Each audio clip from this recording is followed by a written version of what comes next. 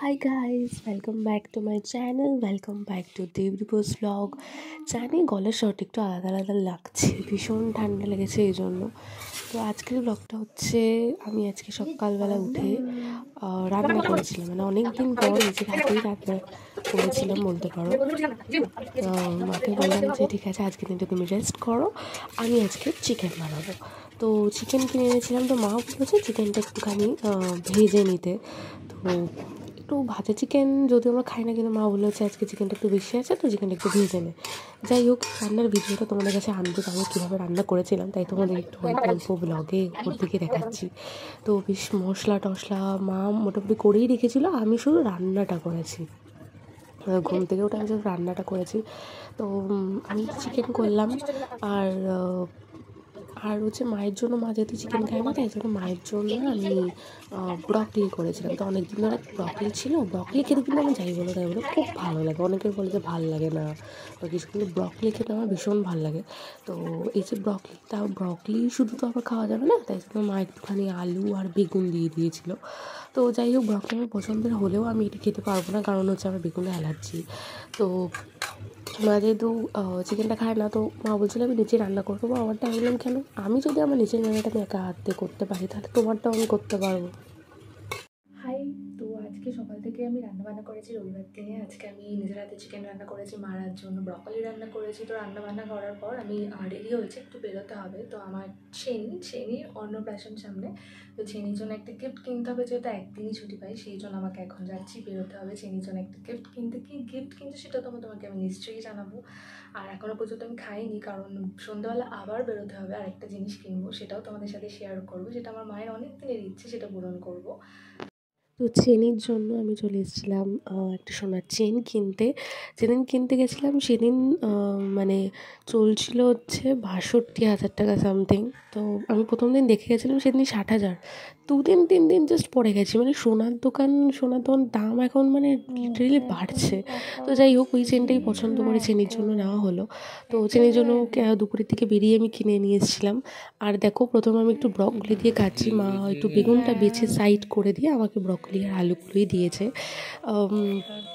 আমার অ্যালার্জি বলতে বেগুনটা খেলে আমার অ্যালার্জি হয়, কিন্তু যদি মিক্স ওর মধ্যে তরকারির মধ্যে থাকে বা সেটা খাচ্ছি, সেরকম কিছু খেলে আমার অ্যালার্জি খুব একটা হয় না।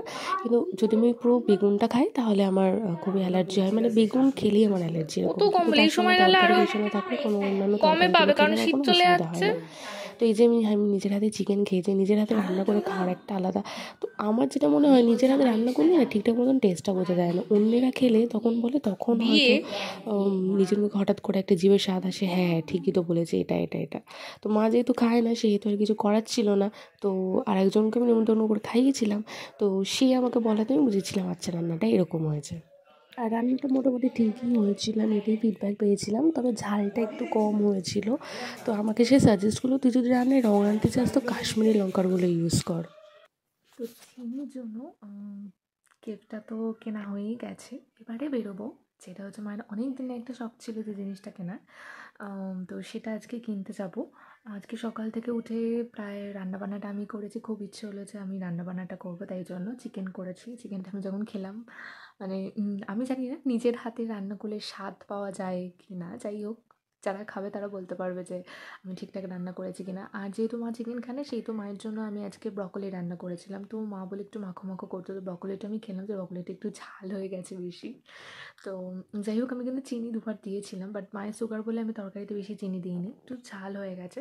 ওটাতে আসলে মাখা মাখা করেছি, তো ওই জন্যটা যদি ঝোল ঝোল করতাম তাহলে ঝাল যেটা সেটা অ্যাডজাস্ট হয়ে যেত।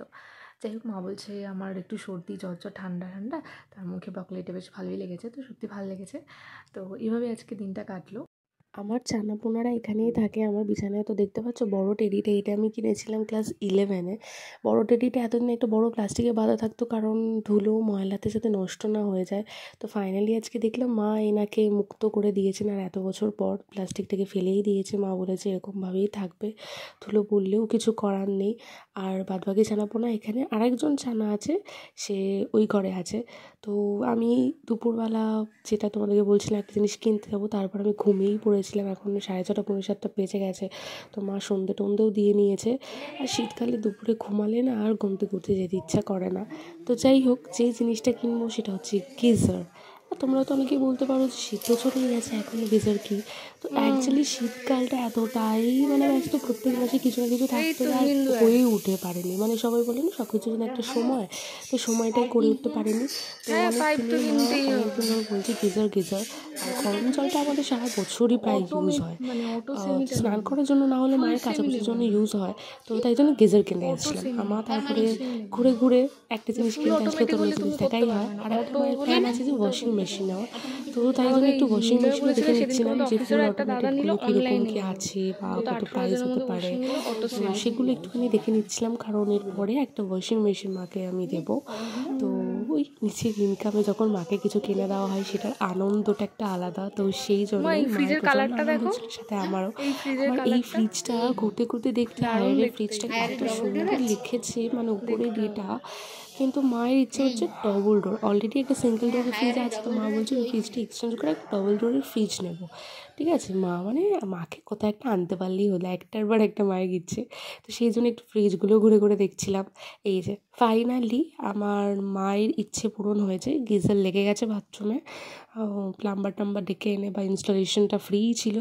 তো ফাইনালি আমরা হিন্দ ফায়ারের গিজারটা লাগিয়ে নিলাম বাথরুমে, একটা মায়ের স্বপ্ন পূরণ হলো। তারপরে তো ক্রিম মাখতে মাখতে তোমাদের কাছে চলে এসেছি। রাত এখন প্রায় 1:10-15 এরকম বাজে। তো ভ্যালেন্টাইন উইক চলছে, তোমাদের কেমন যাচ্ছে? তোমাদের এই ভালোবাসার সপ্তাহ সবাই তো প্ল্যানিং করছে, আর আমার তো ভীষণই ভালো যাচ্ছে অফিস বাড়ি করতে করতে। আর 14 ফেব্রুয়ারি মানে সরস্বতী পুজো প্লাস ভ্যালেন্টাইন্সটা আমার তো ভীষণ ভালো যাবে অফিসে, মানে অফিস করেই যাবে আর কি। আমার খুব মানে আরেকটা দিক থেকে খারাপও লাগছে যে সেদিন অ্যাকচুয়ালি আমার মানে কোনোদিনই যে ভ্যালেন্টাইন্স ডে নিয়ে ভীষণ বেশি ক্রেজ আমার ছিল না। তার থেকেও সেদিনকে 14 ফেব্রুয়ারি আমরা ব্ল্যাক ডে আমরা পালন করি, যেদিন থেকে পুলওয়ামা হামলা আমরা সবাই জানি যে হামলাটা হয়েছিল সেটা নিয়ে। তার থেকেও বড়ো কথা সেদিন যে সরস্বতী পুজো, ছোটোবেলায় সরস্বতী পুজো প্রচণ্ড আনন্দ হতো, স্কুলে যাওয়া, সেই সময়গুলো মনে পড়ছে, শাড়ি পরা। তারপরে ভীষণ মনে পড়ছে বা যখন একটু বড় হয়ে যখন পড়াশোনা শিখলাম, তখন সরস্বতী পুজোতে মায়ের কাছে আশীর্বাদ করলাম, মা এত তো পড়াশোনা করছে, তখন খুব মন প্রাণ দিয়ে রাখতাম যে একটা চাকরি একটা চাকরি একটা চাকরি। যখন চাকরি পেয়ে গেলাম পুরো লাইফটাই কেমন যেন বদলে গেল।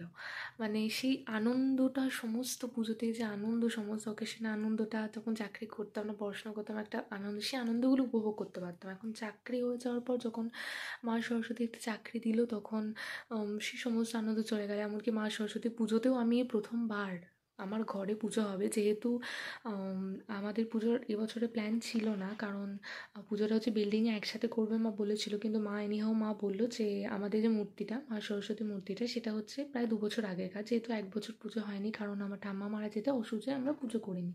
তো সেই মূর্তিটা বিসর্জন দিয়ে, তো মা বললো এত বছর পুজো করেছি মনা, তো এই বছর কেন করব না।